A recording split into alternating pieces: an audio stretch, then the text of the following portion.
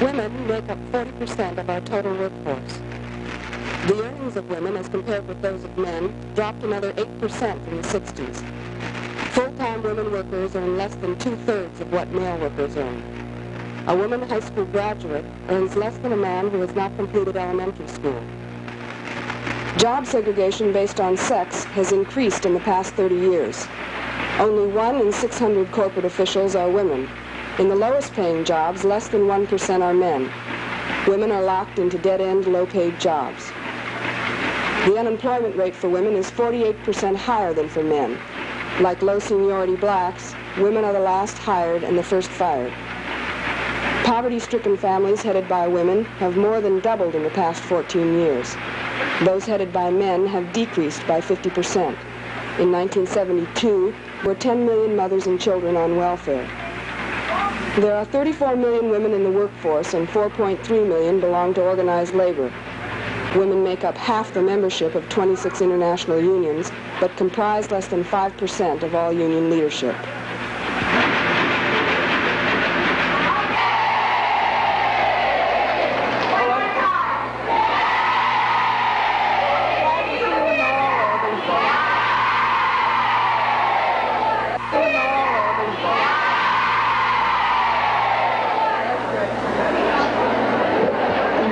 Is working. I'm going to suggest to you that each of us ought to, in this beginning, just reach out and touch your sister's hand. If it happens to be a brother, touch his hand.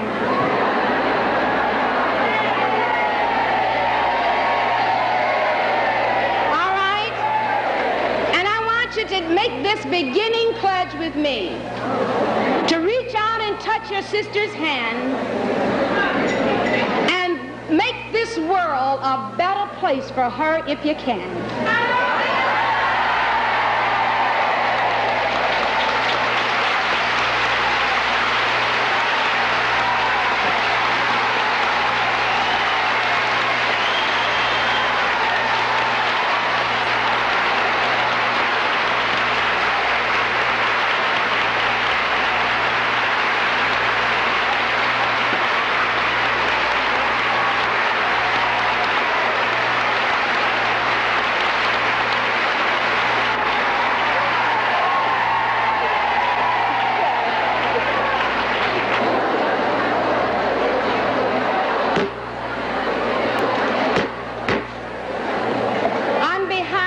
Of women around the world who are part of organized labor,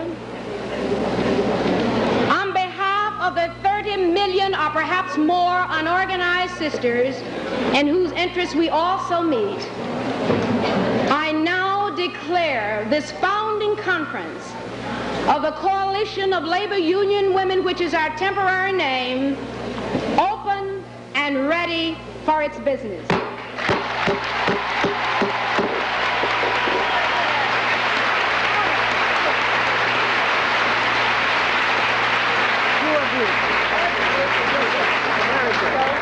I have had the questions raised, why are women getting together?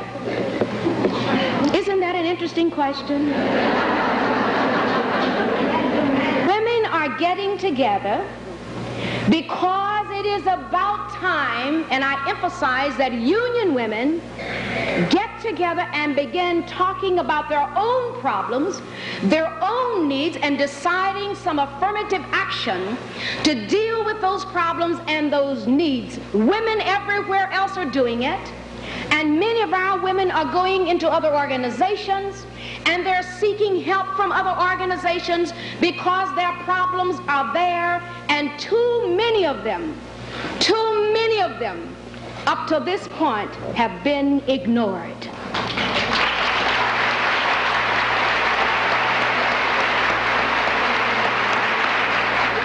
This statement of purpose was adopted by our National Planning Committee, which came about as a result of all of these regional meetings, that we were to bring together union members, women members, and retirees of bona fide collective bargaining organizations to deal with our special concerns as unionists and women in the labor force.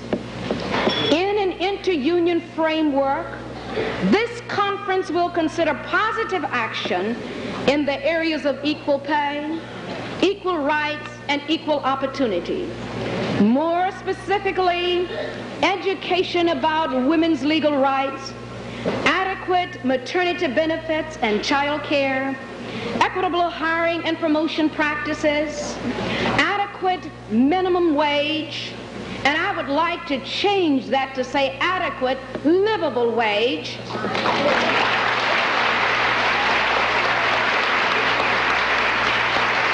upgrading and affirmative action, organizing the unorganized women workers, and please underscore this, equitable representation of women in union structures and policy-making decisions.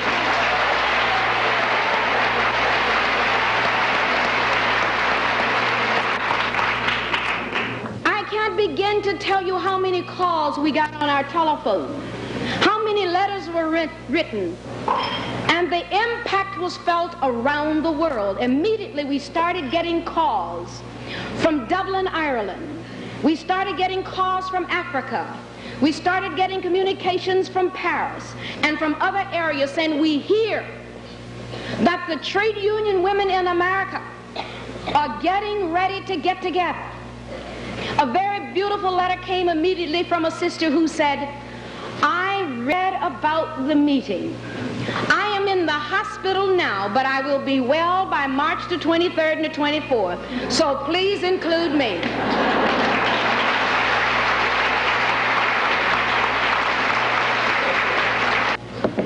We were deeply concerned with finding solutions for the plight of some 30 million unorganized women, the most economically disadvantaged group in our country, and bringing them into the mainstream of organized labor. Women workers in too many instances are relatively more disadvantaged today than they were 10 years ago. It is a fact of life that women in 1974 have average earnings of only 2/3 of that for the average earnings of men who both work year-round. Now that's a crime, and it's very violent, and I don't think that we can go forward anymore without addressing ourselves to it, because this is our basic reason why we're here. It's a bread and butter issue.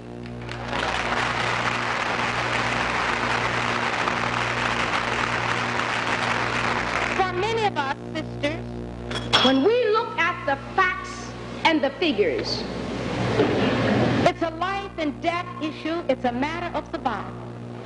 When you think in terms that 3 out of 10 black and minority women are heads of their families, when you think in terms of 1 out of 10 white women are heads of their families, when you think of the ever-growing number of women, both black and white, who are entering the workforce, not for fun and pleasure, but they're entering the workforce because of the needs of their families. Even if they have husbands, they're trying to supplement the incomes of their husbands. That's a life and death issue.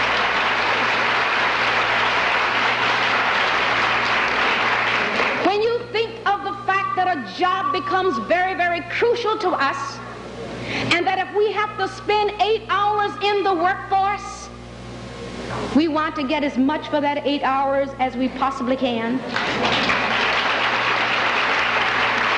And we cannot afford the luxury of the discriminatory practices that have cut our paychecks over and over again to the tune of thousands of dollars annually. And much of it is because, sisters, we've given so much and settled for so little.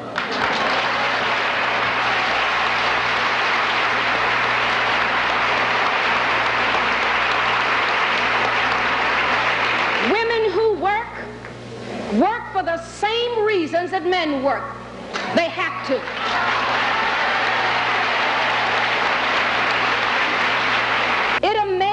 amazes me when I think of those who say to us that we have that responsibility, but at the same time, whenever there's legislation presented to give us adequate child care for our children because we have to work, we get it vetoed over and over again.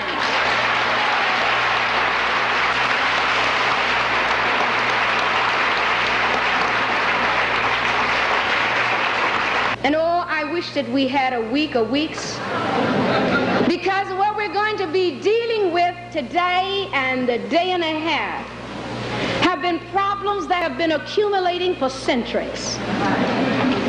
It's sort of like an long playing record that's been playing over and over again. And we become so annoyed with it, we decide to cut the record off and set it straight.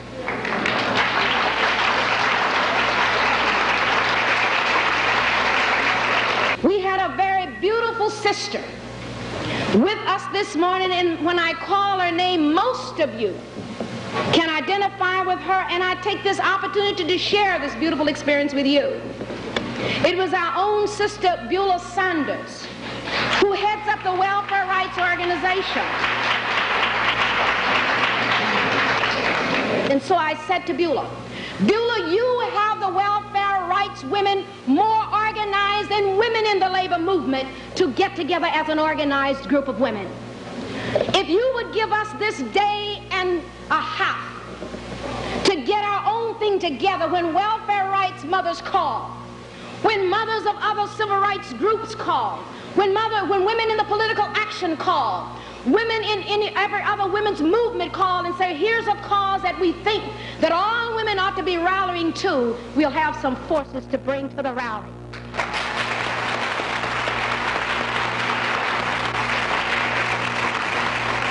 When you see union women getting together, not only as union women, but as a force within this nation in order to bring about the necessary change, not only for us, but for welfare mothers too.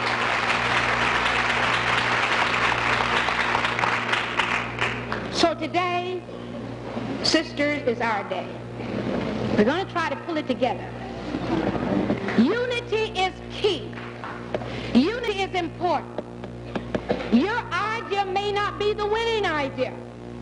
We respect your right in this meeting to express your ideas, but sisters, let us go beyond ourselves to seek what is in the best interest of this baby which has been conceived being born.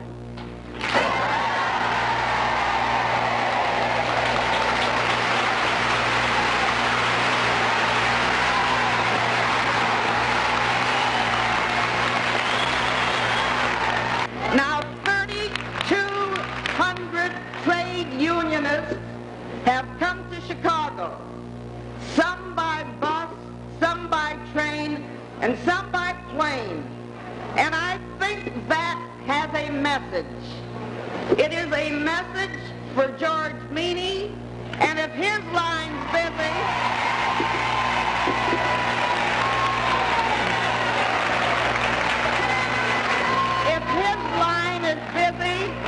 it's a message for Leonard Woodcock, and if his line is busy, it's a message for Frank McSimmons. And while you get them on the phone, you can tell them we didn't come here to swap recipes.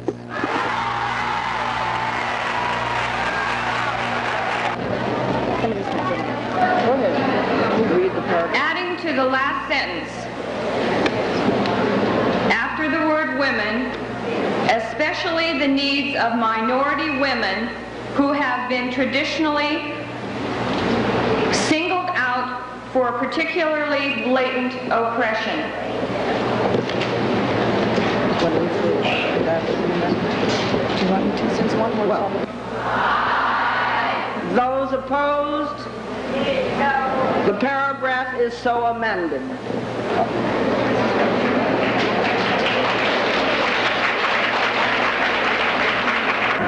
After submitting and voting on a series of amendments, the women adopted the statement of purpose. They met in workshops to determine the local and national rules of operation for the coalition. Two controversies dominated the discussions. First was a question of who would be eligible for membership, all working women or just union women. They decided that only members of legal collective bargaining agencies could qualify for CLUW membership. This was to ensure that CLUW would have legitimacy and impact within the trade union movement, strengthening the possibility of the coalition improving working conditions for all women. The second issue was point 14 of the proposed rules, which prevented CLUW from taking a position in jurisdictional disputes between unions. One such jurisdictional dispute is that between the farm workers and the Teamsters in California. Both groups were represented at the conference, and there were Teamster women on the planning committee. A great many women wanted the coalition to actively support the farm workers in their struggle with the Teamsters and the growers. After long hours of deliberation, sometimes heated, point 14 was deleted, opening the possibility for the coalition to actively support the farm workers. Well, we feel that last night was just very, very important, and showed that the vast majority of the women here really want to deal with difficult and controversial issues, and are willing to do that. They were willing to suspend the rules in order to deal with that, and they were willing to delete the whole question of the jurisdictional dispute, because they felt that that would be used to block over the farm workers issue. Basically, what we see coming out of here is, like, number one, we've had the opportunity to meet women from all different unions and from different parts of the country. And for the farm workers, that's very important, because we want to reach out and explain both the plight of the farm workers, but also how important it is that women recognize what their buying power in this country is. And we feel that, like, we've met people in different unions, and when people go back into their cities and regional CLUWs are formed, there'll just be a whole new communications network with women in whose unions have made advances toward meeting the needs of women, being able to share that information and the resources that they've accumulated with women from other unions when their contract negotiations come up. Ways that have been successfully brought to fruition in one area can be shared throughout the country. The union came into being in 1910, but the big drive came in 1918 when we made our big drive, and then most of our people joined the union. But we came a long way. The women came a long way, because in those days the women didn't have no recognition at all. When you started to work in a shop and the boss would find out that you're trying to do something to get a union into it, they would fire you.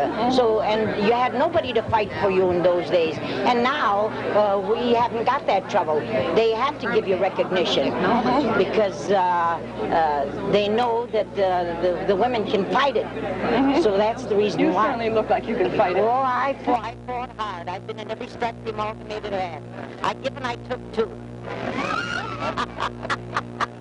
We've just begun organizing at the channel I work at, and last week we had our first meeting ever in history there, and at the first meeting there were 33 women, and I think that it's remarkable that many women were not afraid and were able to come to this meeting, because I think that it's the beginning of a groundswell right now. And the women of today, even the ones that are at home, should really know what the workforce is all about, what the unions are all about, because you never know. Tomorrow you may have to be out there in that workforce due to maybe the death of your husband, his death, so that we can get some unity to strengthen each other, because one of these days we may be the only person that we'll have to depend on.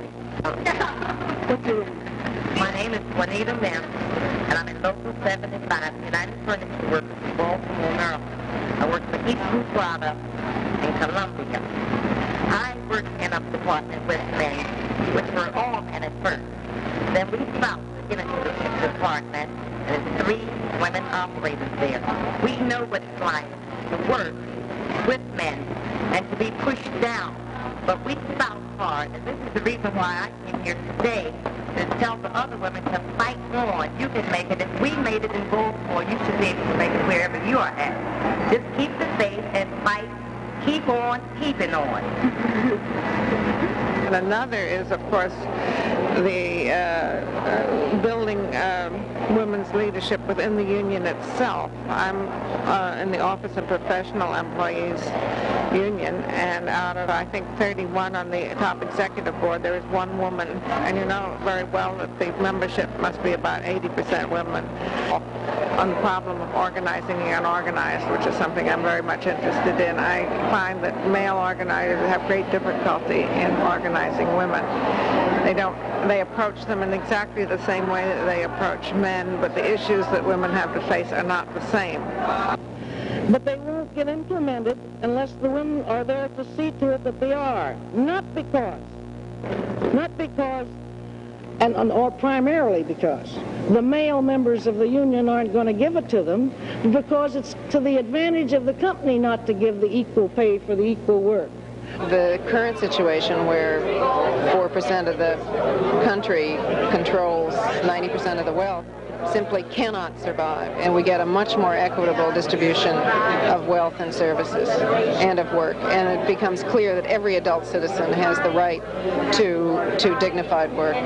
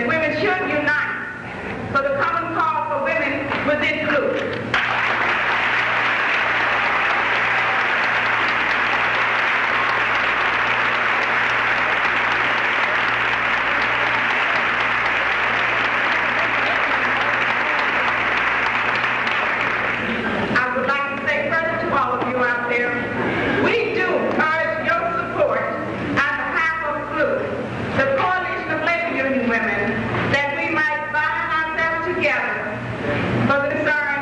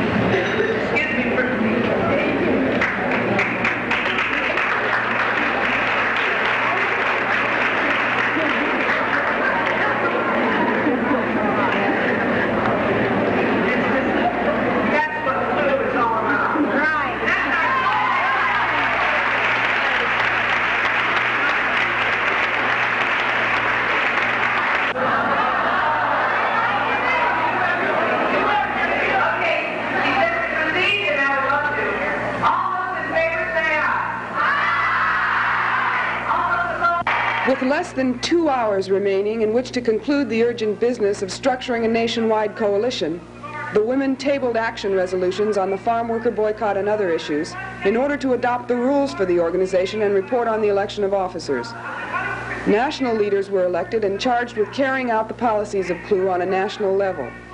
State caucuses elected state conveners who would return home to spearhead the formation of local CLUW chapters, requiring a minimum of 15 women from 5 local unions.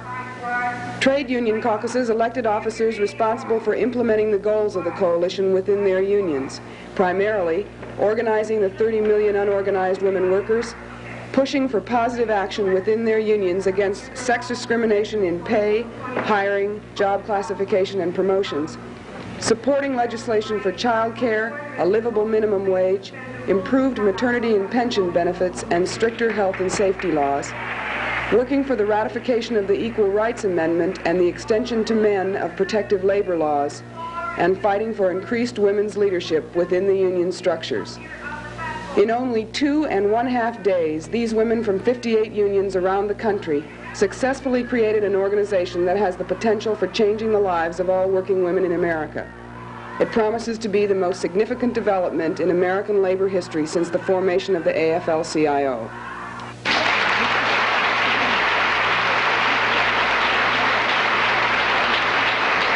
Where do we go from here? We will be calling upon every union sister under the sound of my voice. And every union sister that's back there in the plants, the shops, the offices, and the institutions to get it together within your own group and begin working for change and improvement within your own union structures. We have them designed for that use. Let's make them work.